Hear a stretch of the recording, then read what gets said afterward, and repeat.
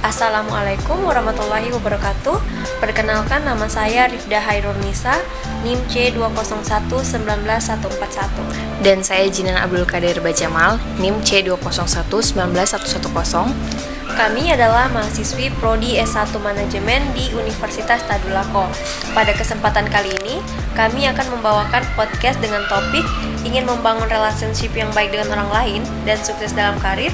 Yuk pahami keterampilan interpersonal, di mana topik ini berkaitan dengan materi 3 komunikasi bisnis, yaitu keterampilan interpersonal dalam aksi.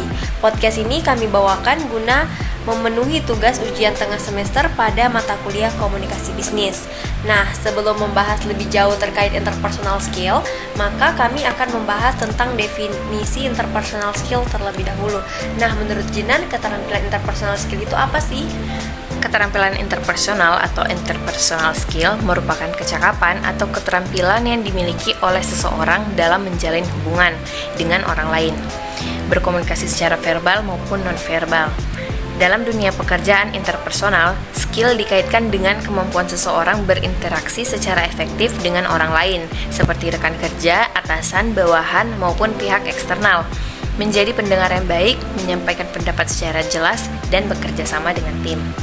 Oke, setelah kita tahu apa definisi dari keterampilan interpersonal, Rifda tahu nggak apa aja aspek-aspek interpersonal? Nah, saya pernah membaca bahwa Nasori 2008 mengemukakan bahwa terdapat 5 aspek yang ada dalam interpersonal skill, yaitu yang pertama, kemampuan berinisiatif, yang kedua, kemampuan untuk bersikap terbuka atau self-disclosure, yang ketiga, kemampuan untuk bersikap asertif, yang keempat, kemampuan memberikan dukungan emosional, dan yang kelima, kemampuan mengatasi konflik. Nah, setelah membahas terkait definisi dan aspek, menurut Jinan, manfaat apa sih yang kita dapatkan ketika kita melakukan interpersonal skill? Baik, manfaat interpersonal skill yang pertama, bisa berkomunikasi dengan baik. Yang kedua, membangun hubungan yang baik dengan orang lain. Yang ketiga, menumbuhkan rasa percaya orang lain terhadap diri kita. Yang keempat, berpeluang untuk menjadi pemimpin. Yang kelima, dapat mengembangkan sifat empati. Yang keenam, dapat menjadi sarana problem solving. Dan yang terakhir, meningkatnya kemampuan leadership. Baik, selanjutnya, apa saja sih contoh-contoh interpersonal skill? Nah, sebelum kita membahas terkait bagaimana cara kita membangun interpersonal skill ini, kita harus mengetahui terlebih dahulu contoh dari interpersonal skill. Adapun contohnya itu, yang pertama, kemampuan mendengarkan orang lain, yang kedua, memahami informasi yang diterima, yang ketiga, mampu memelihara hubungan yang baik dengan orang lain, yang keempat, kemampuan memberikan feedback, yang kelima, kemampuan membujuk orang lain atau bernegosiasi, yang keenam, teamwork, yang ketujuh, empati, yang kedelapan, leadership, dan yang kesembilan, problem solving. Setelah kita membahas terkait definisi, aspek, manfaat, maupun contoh dari interpersonal skill, selanjutnya kita akan membahas terkait bagaimana cara membangun keterampilan interpersonal skill. Nah, menurut Jinan, langkah-langkah apa saja sih yang perlu kita lakukan ketika kita ingin meningkatkan ataupun membangun keterampilan interpersonal? Baik, cara yang pertama, dimana kita mencari mentor, lalu kita mengikuti workshop atau kelas online. Selanjutnya kita mengamati orang-orang yang ada di sekitar dan sering terlibat dalam kerja tim. Yang kelima, kita menjaga etika dalam bekerja. Keenam, terbuka terhadap kritik. Yang ketujuh, melatih kemampuan mendengar. Kedelapan, menunjukkan rasa percaya diri. Dan yang kesembilan, bersikap empati. Nah, saya akan menyambung terkait bagaimana cara membangun keterampilan interpersonal. Yang ke-10 itu mencari cara untuk meningkatkan rasa percaya diri. Yang ke-11 meminta feedback dari sahabat ataupun orang terdekat. Yang ke-12 biasakan bertanya dan menyimak. Yang ke-13 meningkatkan kemampuan problem solving. Yang ke-14 menguasai skill komunikasi. Yang ke-15 melakukan sosialisasi. Yang ke-16 belajar menjadi pendengar yang baik. Yang ke-17 belajar memahami informasi yang diberikan orang lain. Ke-18 membangun dan memelihara hubungan dengan orang lain. Ke-19 belajar memberikan feedback kepada orang lain. Dan yang terakhir atau yang ke-20 yaitu meningkatkan keterampilan persuasif. Nah, selanjutnya kami akan membahas terkait komunikasi tatap muka. Dalam konteks ini itu rapat. Kenapa kami membahas terkait ini? Karena di dalam rapat itu akan menunjang atau menimbulkan terjadinya interpersonal skill. Nah, menurut Jinan, komunikasi tatap muka dalam konteks ini itu rapat. Apa saja sih? Atau apa itu rapat dan apa itu komunikasi tatap muka? Yang pertama, komunikasi tatap muka. Komunikasi tatap muka ini dikenal sebagai komunikasi interpersonal.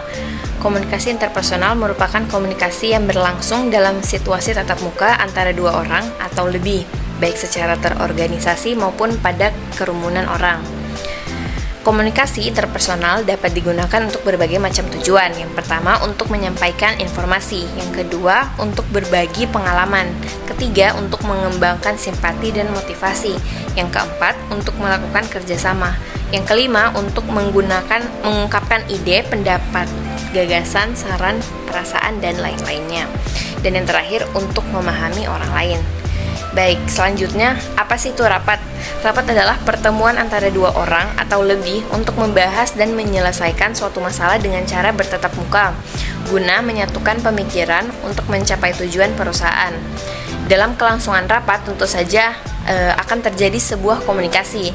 Adapun etika berkomunikasi dalam rapat yaitu mencakup yang pertama melakukan kontak mata, yang kedua aktif mendengarkan, yang ketiga memperhatikan pembicara, yang keempat menghargai dan menghormati pendapat orang lain, yang kelima bersikap positif, yang keenam berbicara dengan singkat, padat dan jelas, dan yang terakhir menyampaikan dengan data dan fakta. Setelah kita mengetahui komunikasi tatap muka dalam konteks ini rapat, selanjutnya kami akan membahas terkait presentasi dan cara membangun tim yang efektif. Nah, selanjutnya itu terkait presentasi. Presentasi adalah bagaimana cara kita berbicara di hadapan banyak orang dengan tujuan menyampaikan suatu ide, gagasan, materi, ataupun sebagai narasumber. Presentasi ini harus dilakukan dengan baik agar maksud yang ingin disampaikan oleh presentator dapat dipahami oleh audiens.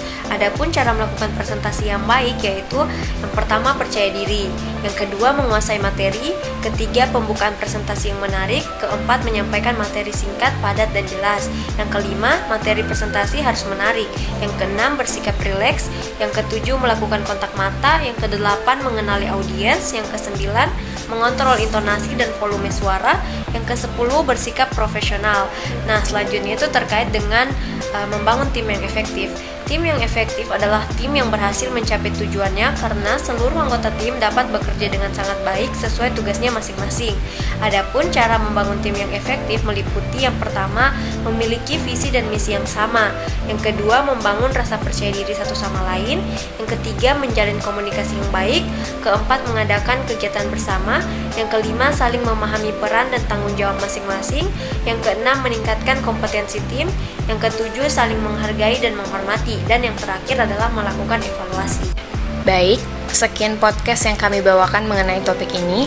Kami ucapkan terima kasih dan mohon maaf jika ada salah dan kurang dari podcast kami.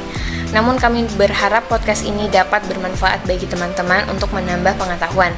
Kami pamit undur diri. Assalamualaikum warahmatullahi wabarakatuh.